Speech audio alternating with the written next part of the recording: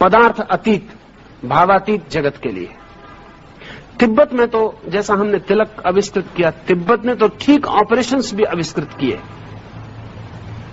और तिब्बत ही कर सकता था, क्योंकि तिब्बत ने जितनी मेहनत की है मनुष्य के तीसरे नेत्र पर, वो थर्ड आई पर, उतना किसी और सभ्यता ने नहीं किया। सच तो यह है कि तिब्बत का पूरा विज्ञान और पूरी समझ, जीवन के अनेक आयामों की समझ उस तीसरे नेत्र की ही समझ पर आधारित है। जैसा मैंने कायसी का आपके लिए कहा, तो कायसी तो एक व्यक्ति है। तिब्बत में तो सैकड़ों साल से व्यक्ति जब तक समाधि में ना जाए तब तक दवा का कोई पता ही नहीं लगाते रहे। ये पूरी सभ्यता ही वो काम करती रही। समाधिस्थ व्यक्ति से ही दवा पूछेंगे, उसकी दवा का ही उपयोग है, बाकी तो सब अंधेरे में टटोलना है। उन्होंने तो ऑपरेशंस भी विकसित किए। ठीक इस 1.5 इंच के भीतर जो जगह है उस पर ऑपरेशंस भी करने के प्रयोग किए। उसको बाहर से भी तोड़ने की कोशिश की, वो टूट जाती है, बाहर से भी टूट जाती है। लेकिन बाहर से टूटने में और भीतर से टूटने में एक फर्क है, इसलिए भारत ने कभी उसको बाहर से तोड़ने की कोशिश नहीं की। वो मैं आपको ख्याल में दे दूं, उसे भीतर से ही तोड़ने की, उसका आधा मस्तिष्क सक्रिय हो जाता है। बहुत संभावना यह है कि वो अपने इस नए आधे मस्तिष्क की सक्रियता का दुरुपयोग करेगा। उसकी चेतना में कोई अंतर नहीं हुए, वो आदमी वही का वही है, उसकी चेतना में कोई साधनागत अंतर नहीं हुए, और उसके मस्तिष्क में नए काम शुरू हो गए। अगर वो आदमी आज दीवार के पार देख सकता है तो इस बात की बहुत कम संभावना है कि वो कुएं में किसी गिरे आदमी को देख कर निकालने जाएगा। इसकी बात की बहुत संभावना है कि किसी के गड़े हुए खजाने को खोदने जाएगा। अगर वो आदमी ये देख सकता है कि उसके भीतरी इशारे से आपको आज्ञा दी जा सकती है, तो इस बात की बहुत कम संभावना है कि आपसे वो कोई अच्छा काम करवाएगा। इस बात की बहुत संभावना है कि आपसे वो कोई बुरा काम करवाएगा। ऑपरेशन हो सकता था, भारत को भी उसके सूत्र पता थे, पर उसका कभी प्रयोग नहीं किया। नहीं प्रयोग किया इसीलिए कि जब तक व्यक्ति की चेतना भी भीतर से इतनी विकसित न हो कि नई शक्तियों का उपयोग करने में समर्थ हो जाए, तब तक उसे नई शक्तियां देना खतरनाक है। बच्चे के हाथ में जैसे हम तलवार दे दें। बहुत डर तो यह है कि वो 2-4 को काटेगा, डर यह भी है कि वो अपने को भी काटेगा। और बच्चे के हाथ में दी गई तलवार से किसी का भी मंगल हो सकेगा, इसकी आशा करना दुराशा मात्र है। तो चेतना के तल पर अगर व्यक्ति के भीतर की चेतना विकसित न हो, उसके हाथ में नई शक्तियां देना खतरनाक है। तिब्बत ने उस जहां हम तिलक लगाते रहे हैं वहां ठीक भीतर तक भी छेद करने की कोशिश की है भौतिक उपकरणों से। इसलिए तिब्बत बहुत सी बातें जान पाया, बहुत से अनुभव कर पाया, लेकिन फिर भी तिब्बत कोई नैतिक अर्थों में महान देश नहीं बन पाया। ये बड़ी आश्चर्यजनक घटना है।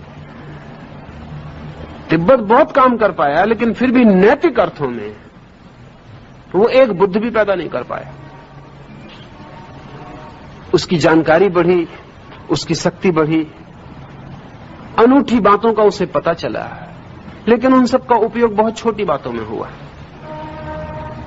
उनका बहुत बड़ी बातों में उपयोग नहीं हो सका। भारत ने कोई सीधा भौतिक प्रयोग करने की कभी चेष्टा नहीं की।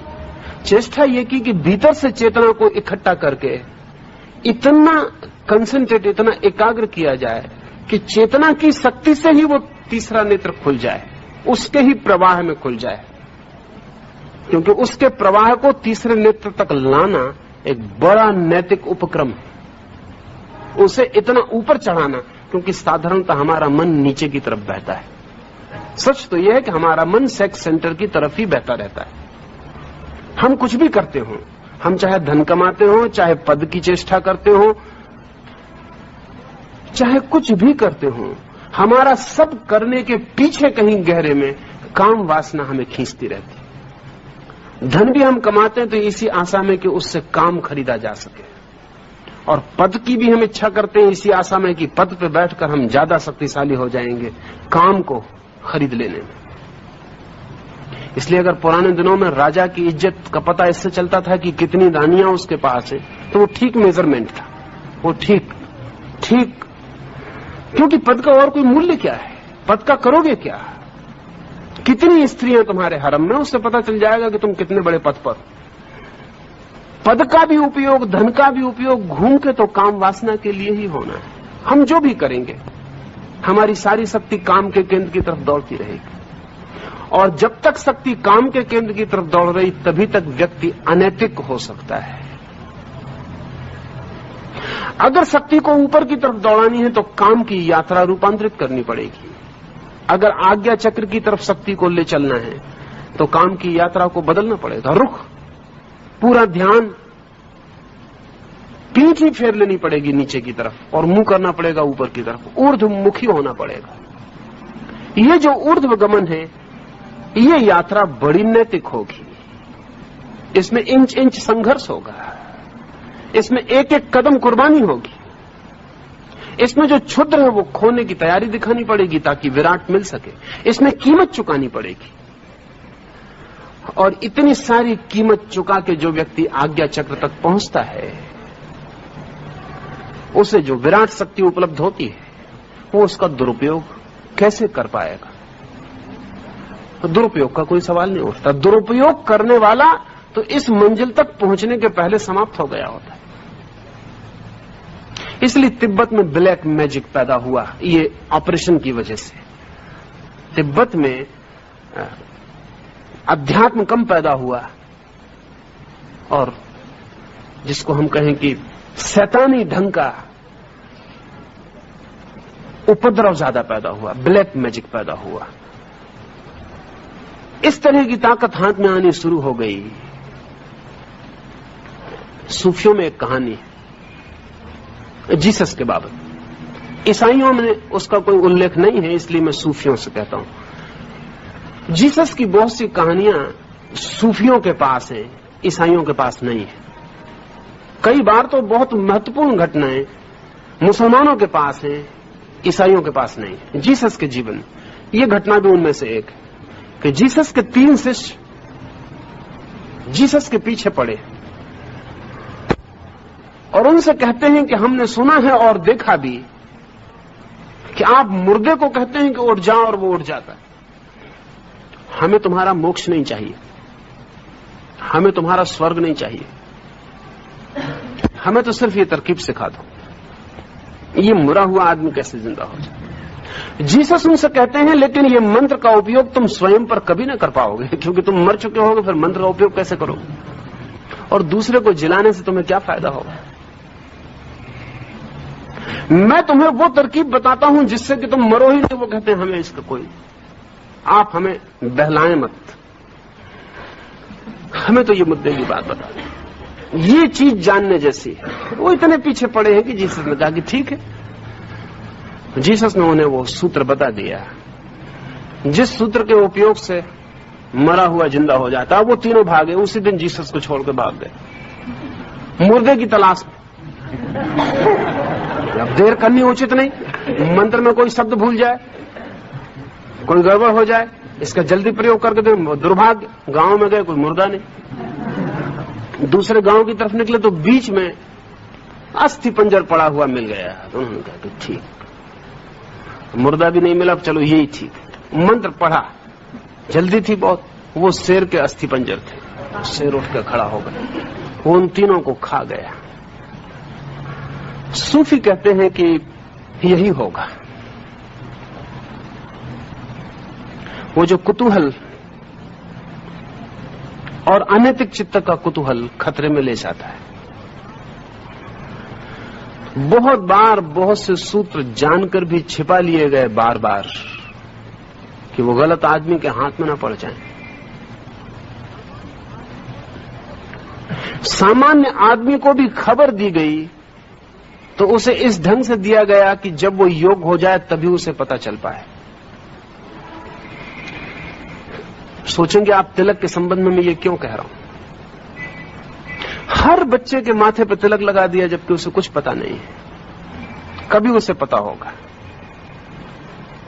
कभी उसे पता चलेगा, तब वो इस तिलक के राज को समझ पाएगा। इशारा कर दिया गया है किसी जगह का, ठीक जगह पर निशान बना दिया गया है। कभी जब उसकी चेतना इतनी समर्थ होगी तब वो इस निशान का उपयोग कर पाएगा। कोई फिक्र नहीं 100 आदमियों पर लगाया गया निशान और 99 के लिए काम नहीं पड़ा, कोई फिक्र नहीं, एक को भी काम पड़ जाए तो कम नहीं है। इस आशा में 100 पे लगा दिया गया है। कभी किसी क्षण में, कभी किसी क्षण में उसका स्मरण आ जाएगा तो पता चल जाएगा। तिलक के लिए इतना मूल्य, इतना सम्मान कि जब भी कुछ विशेष घटना हो, शादी हो रही हो तो तिलक हो, कोई जीत के लौट आए तो तिलक हो। कभी आपने सोचा कि हर सम्मान की घटना के साथ तिलक? ये सिर्फ लॉ ऑफ एसोसिएशन का उपयोग है, क्योंकि हमारे चित्त में एक बड़े मजे का मामला है। हमारा चित्त दुख को भूलना चाहता है और सुख को याद रखना चाहता है। हमारा चित्त लंबे अरसे में दुख को भूल जाता है और सुख को याद रखता है। इसलिए तो हमें पीछे के दिन अच्छे मालूम पड़ते हैं। बूढ़ा कहता है बचपन बहुत सुखद था, कोई और बात नहीं है। दुख को ड्रॉप कर देता है मन हमारा, सुख की श्रृंखला को कायम रखता है। जब लौट के पीछे देखता है तो सुख दिखाई पड़ता है। बीच बीच में जो दुख थे उनको हम गिरा आए रास्ते में। कोई बच्चा नहीं कहता कि बचपन सुखद है। बच्चे जल्दी से जल्दी बड़े होना चाहते हैं और सब बूढ़े कहते हैं बचपन बहुत सुखद है। जरूर कहीं ना कहीं कोई भूल हो रही। अभी जितने बच्चे उनको खड़े करके पूछो कि तुम क्या होना चाहते हो, वो कहेंगे हम बड़े होना चाहते हैं। जितने बूढ़े उनसे पूछो क्या होना चाहते हो, वो कहेंगे हम बच्चे होना चाहते हैं। मगर एक बच्चा गवाही नहीं देता तुम्हारे साथ। बच्चा जितने जल्दी बड़ा हो जाए, इसलिए कई दफे वो तो ऐसी कोशिश करता है बड़े होने की कि जिसका कोई हिसाब नहीं। सिगरेट पीने लगता है इसलिए वो देखता है कि सिगरेट जो सिंबॉलिक है बड़े आदमी का, कोई और कारण से नहीं। मनोवैज्ञानिक कहते हैं कि बच्चों में 100 में से 70% बच्चे इसलिए सिगरेट पीते हैं कि सिगरेट जो है प्रेस्टीज का प्रतीक है, उसको ताकतवर बड़े लोग, प्रतिष्ठा वाले लोग पीते हैं। वो भी पी के धुआं जब उड़ाता है तो भीतर उसकी रीढ़ सीधी हो जाती है। समबडी उसको मालूम पड़ता है कि मैं भी कुछ ऐसा वैसा नहीं। किसी फिल्म पे लिख दें कि इसको सिर्फ अडल्ट देख सकते हैं, बच्चे सब नकली मूछ लगा के फिल्म के भीतर प्रवेश कर जाए। क्यों? बड़ा होने की बड़ी तीव्र आकांक्षा है, जल्दी। मगर सब बूढ़े कहते हैं कि बचपन बड़ा सुखद था। कहीं कोई बात हो रही है। बात कुल इतनी ही है कि मन दुख को भुला देता है, गिरा देता है। दुख याद रखने जैसी चीज भी नहीं। एक बहुत हैरानी का सूत्र पियागेट नाम के मनोवैज्ञानिक, जिसने 40 साल से बच्चों पर मेहनत की है, उसका कहना है कि 5 साल से पहले की किसी बच्चे को स्मृति नहीं रहती बाद में। उसका कुल कारण यह है कि 5 साल की जिंदगी इतनी दुखद है कि उसको याद नहीं रखा जा सकता। ये हम सोच ना सकेंगे, पर पियागेट ठीक कहता, अनुभव से कहता, भारी अनुभव से कहता है। आपको अगर कहा जाए कि आपको कब तक की याद है, तो आप ज्यादा से ज्यादा 5 साल 4 साल लौट पाते हैं। फिर क्यों नहीं लौटते पीछे? और क्या उस वक्त मेमोरी नहीं बनती थी? बनती थी। क्या उस वक्त घटना नहीं घटती थी? घटती थी। क्या उस वक्त किसी ने गाली नहीं दी और किसी ने प्रेम नहीं किया? सब हुआ है। पर मामला क्या है? 4 साल के पहले की स्मृति का कोई रिकॉर्ड क्यों नहीं है आपके पास? पियागेट कहता है कि वो दिन इतने दुख में बीतते हैं क्योंकि बच्चा अपने को इतना दीन, इतना कमजोर, इतना हीन, सबसे दबा हुआ, इतना असहाय अनुभव करता है कि उसका कुछ भी याद रखना उसको पसंद नहीं। उसको ड्रॉप कर देता, भूल ही जाता। वो कहता 4 साल पहले तो मुझे कुछ याद ही नहीं, कुछ याद नहीं, क्योंकि बाप ने कहा बैठ तो उसको बैठना पड़ा था, माँ ने कहा उठो तो उसे उठना पड़ा था। सब बड़े थे, बड़े शक्तिशाली थे, उसकी अपनी कोई सामर्थ्य न थी। वो बिल्कुल हवा में उड़ता हुआ पत्ता जैसा था, जो कोई कुछ कह दे सब पर निर्भर था। जरा सी आंख का इशारा और उसको डर जाना पड़ेगा। उसके हाथ में कुछ भी सामर्थ्य न थी, उसने उसको बंद कर दिया। वो ख्याल ही छोड़ दिया कि मैं कभी था ऐसा, बात खत्म हो गई। वो 4 साल के पहले की याद ही नहीं करता। मजे की बात है, हिप्नोटाइज करके आपको याद करवाई जा सकती है। 4 साल पहले की नहीं, मां के पेट में भी जब आप थे तब की भी स्मृति बनती है। अगर मां गिर पड़ी हो आपकी तो बच्चे को उसके पेट में स्मृति बनती है कि चोट पहुंची, तो वो भी याद करवाई जा सकती, लेकिन साधारणता होश में नहीं रहती। तो इस तिलक को सुख के साथ जोड़ने का उपाय कारण पूर्वक है। जब भी सुख की कोई घटना घटे तिलक कर दो, सुख याद रहेगा, साथ में तिलक भी याद रह जाएगा। और धीरे धीरे सुख अगर तीसरे आंख से संयुक्त हो जाए, ये लॉ ऑफ एसोसिएशन को थोड़ा समझ लें। पावलोव ने बहुत से प्रयोग किए। इस सदी में रूसी वैज्ञानिक पावलोव एसोसिएशन के ऊपर सर्वाधिक काम किया है। उसका कहना है कोई भी चीज जोड़ी जा सकती है, सब जोड़ सहयोग के हैं। जैसे उसका प्रयोग सबको पता है कि वह कुत्ते को खाना देगा तो रोटी सामने रखेगा तो लार टपकेगी, तभी वो घंटी बजाता रहेगा। अब घंटी से लार टपकने का कोई भी संबंध नहीं, कितनी घंटी बजाई लार कैसे टपकेगी कुत्ते की, लेकिन रोटी रखी लार टपकी तब घंटी बजाई। 15 दिन वो रोटी के साथ घंटी बजेगी, 16वें दिन रोटी तो हटा ली, सिर्फ घंटी बजाई, लार टपकने लगी। क्या हुआ क्या कुत्ते को?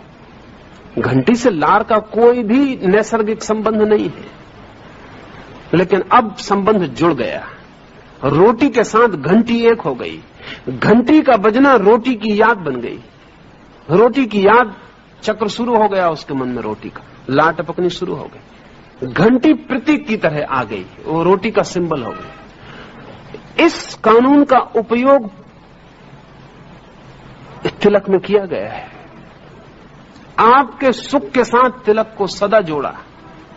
जब भी सुख की कोई घटना घटी, तिलक और सुख को एक किया। धीरे धीरे तिलक और सुख इतने एक हो जाएं कि तिलक को कभी भूला ना जा सके। एक वो आपके स्मरण में टक जाए, बैठ जाए, और जब भी सुख की याद आए तब आज्ञा चक्र की याद आए।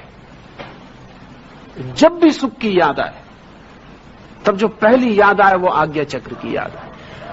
और सुख की हमें बहुत याद आती है। सुख में तो हम चाहे हुआ हो या न हुआ हो, उसकी याद में तो जीते। जितना होता है उससे ज्यादा बड़ा करके याद करते रहते हैं पीछे पीछे, तो धीरे धीरे तो उसको इतना बड़ा कर लेते हैं कि जिसका कोई हिसाब नहीं। सुख को हम बड़ा करते रहते हैं, मैग्नीफाई करते रहते हैं। दुख को छोटा करते रहते हैं, एक ही नियम के अनुसार सुख को बड़ा करते रहते हैं। आपकी प्रेयसी मिली थी, कितना सुख आया था, आज सोचेंगे तो बहुत बड़ा मालूम पड़े। अभी मिल जाए तो पता चले एकदम छोटा, सिकुड़ जाए। और कल हो सकता है फिर 24 घंटे बाद आप मैग्नीफाई करेंगे, आह कितना आनंद। वो पीछे हमारा मन सुख को बड़ा करता जाता है। असल में इतना दुख है जीवन में कि अगर हम सुख को बड़ा ना कर पाए तो जीना बहुत मुश्किल है। उसको बड़ा करके रस ले लेके चलाते, इधर पीछे बड़ा कर लेते हैं, उधर आगे आशा में बड़ा कर लेते हैं और चलते। तिलक के साथ सुख को जोड़ने का प्रयोजन है कि जब सुख बड़ा हो तो तिलक भी बड़ा हो जाए, और जब सुख की याद आए तो तिलक की भी याद आए। और ये चोट जो है याद की, धीरे धीरे सुख आज्ञा चक्र से जुड़ जाए कि जब भी जीवन में सुख आए तो आज्ञा चक्र का स्मरण आए। और ये हो जाता है। और जब ये हो जाता है तो आपने सुख का उपयोग किया तीसरे आंख को जगाने के लिए। सब सुख की स्मृतियां आज्ञा के चक्र से जुड़ गई। अभी हम सुख की धारा का उपयोग कर रहे हैं उसको चोट करने के लिए। ये चोट जितने मार्गों से पड़ सके उतना उपयोगी है। जिन मुल्कों में तिलक का उपयोग नहीं हुआ वो वे ही मुल्क हैं जिनको थर्ड आई का कोई पता नहीं। ये आपको ख्याल होना चाहिए। जिन जिन मुल्कों को तीसरी आंख का थोड़ा भी अनुमान हुआ उन्होंने तिलक का उपयोग किया। जिन मुल्कों को कोई पता नहीं है वे तिलक नहीं खोज पाए। तिलक खोजने का कोई आधार नहीं था। समझ लें थोड़ा, आकस्मिक नहीं है कि कोई समाज एकदम से उठाए और एक टीका लगा के बैठ जाए, पागल नहीं है। अकारण माथे के इस बीच के बिंदु पर ही तिलक लगाने की सूझ का कोई कारण भी तो नहीं है। ये कहीं भी तो और लगाया जा सकता, आकस्मिक नहीं हो सकता।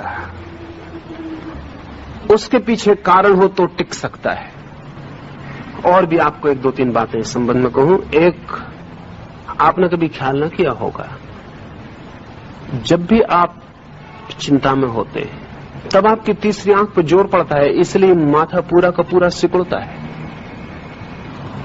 उसी जगह जोर पड़ता है जहां तिलक। बहुत चिंता करने वाले, बहुत विचार करने वाले लोग, बहुत मननशील लोग अनिवार्य रूप से माथे के बल डाल के उस जगह की खबर देते हैं। और जिन लोगों ने, जैसे मैंने पीछे कहा, जिन लोगों ने पिछले जन्मों में कुछ भी तीसरी आंख पर जोर किया है, उनके जन्म के साथ ही उनके माथे पर अगर आप हाथ फेराएं तो आपको तिलक की प्रतीति होगी। उतना हिस्सा थोड़ा सा धसा हुआ होगा, थोड़ा सा किंचित, ठीक तिलक जैसा धसा हुआ होगा। दोनों तरफ हिस्से थोड़े उभरे हुए होंगे, ठीक उस जगह पर जहां पिछले जन्मों में मेहनत की गई है वहां थोड़ा सा हिस्सा धसा हुआ होगा। और वो आप उंगली, अंगूठा लगा के भी, आंख बंद करके भी पहचान सकते हैं। वो जगह आपको अलग मालूम पड़ जाएगी। तिलक हो या टीका, टीका उसका ही विशेष उपयोग है तिलक का, लेकिन दोनों के पीछे तीसरी आंख छिपी हुई है। हिप्नोटिस्ट एक छोटा सा प्रयोग करते हैं। चारकाट फ्रांस में एक बहुत बड़ा मनस्विद हुआ है जिसने इस बात पर बहुत काम किए। आप भी छोटा सा प्रयोग करेंगे तो आपको चारकाट की बात ख्याल में आ जाएगी। अगर आप किसी के सामने उसके माथे पर दोनों आंखें गड़ा कर देखें तो वो आदमी आपको गड़ाने न देगा। अगर आप किसी के माथे पर दोनों आंखें गड़ा कर देखें तो वो आदमी जितना क्रुद्ध होगा उतना किसी और चीज से नहीं हो सकता। इसलिए वो तो अशिष्ट व्यवहार है, वो तो आप कर नहीं पाएंगे। पर सामने से तो बहुत निकट है, वो सिर्फ 1.5 इंच के फासले पर है। अगर आप किसी के माथे पर पीछे से भी दृष्टि रखें तो भी आप हैरान हो जाएंगे। रास्ते पर आप चल रहे हैं, कोई आदमी आपके आगे चल रहा है, आप ठीक जहां माथे पर ये बिंदु है तिलक का, ठीक इसके आर पार अगर हम एक छेद करें तो पीछे जहां से छेद निकलता हुआ मालूम पड़ेगा, अनुमान करके उस जगह दोनों आंखें गड़ा दें और आप कुछ ही सेकंड आंख गड़ा पाएंगे कि वो आदमी लौट के आपको देखेगा। सिर्फ होटल के बैरे भर नहीं देखेंगे, उन पर भर आप प्रयोग मत कर किसी होटल में बैठ के। उसका कारण सिर्फ वे लोग नहीं देखेंगे, जैसे मैंने होटल के बैरे का आपको कहा, वो जान के कहा था कि आपको ख्याल में आ जाए। होटल का बैरा भर आप कितना ही उसके पीछे माथे पर गड़ाए नहीं देखेगा, क्योंकि वो पूरे वक्त ग्राहकों से बचने की कोशिश में, वो जैसे ही उसको पता चल जाए कि कोई उसमें उत्सुक है, वो और ज्यादा दूसरी टेबलों के आसपास चक्कर मारने लगा। इसलिए वो भर आपको नहीं देखेगा, बाकी कोई भी देख लेगा। अगर आप ठीक से थोड़े दिन अभ्यास करें और उस आदमी को सुझाव दें तो सुझाव भी वो आदमी मानेगा। समझ लें कि आप एक आदमी के पीछे लौट के, पीछे आप देखते हैं किसी आदमी के माथे पर गड़ा के आंख, पलक नहीं झपे, कुछ सेकंड बिना पलक झपे देखते ना, वो आदमी पीछे लौट के देख। अगर वो आदमी लौट के देखता है तब आप उसको आज्ञा भी दे सकते हैं। फिर दोबारा उस आदमी को आप कहें बाएं घूम जाओ तो वो आदमी बाएं घूमेगा और बड़ी बेचैनी अनुभव करेगा। हो सकता है उसको दाएं जाना हो। या आप थोड़ा प्रयोग करके देखेंगे तो हैरान हो जाएंगे। मगर ये तो पीछे से, जहां से कि फासला बहुत ज्यादा है, सामने से तो बहुत हैरानी के परिणाम होते हैं, बहुत हैरानी के परिणाम होते हैं। जितने लोग भी हल्के किस्म का शक्तिपात करते रहते हैं वो आपके इसी चक्र के कारण, और कुछ कारण नहीं होता। कोई साधु, कोई सन्यासी अगर शक्तिपात के प्रयोग करते रहते हैं लोगों पर, तो वो ये कि आपको आंख बंद करके सामने बिठा लिया है, आप समझ रहे हैं वो कुछ कर रहे हैं, वो कुछ नहीं कर रहे हैं, वो सिर्फ आपके माथे के इस बिंदु पर दोनों आंखें गड़ा के बैठे, लेकिन आप तो आंख बंद किए बैठे। और इस बिंदु पर जो भी आपको सुझाव दिया जाए वो आपको भ्रांति प्रतीति फौरन हो जाएगी और कहा जाए कि भीतर प्रकाश ही प्रकाश, आपको भीतर प्रकाश ही प्रकाश हो जाए, बस इधर से आप गए कि वो विदा हो जाए। 2-4 दिन उसकी हल्की झलक रह सकती है, फिर समाप्त हो जाए। वो कोई शक्तिपात वगैरह नहीं है। वो सिर्फ आपके आज्ञा चक्र का थोड़ा सा उपयोग है। ये तृतीय नेत्र की अनूठी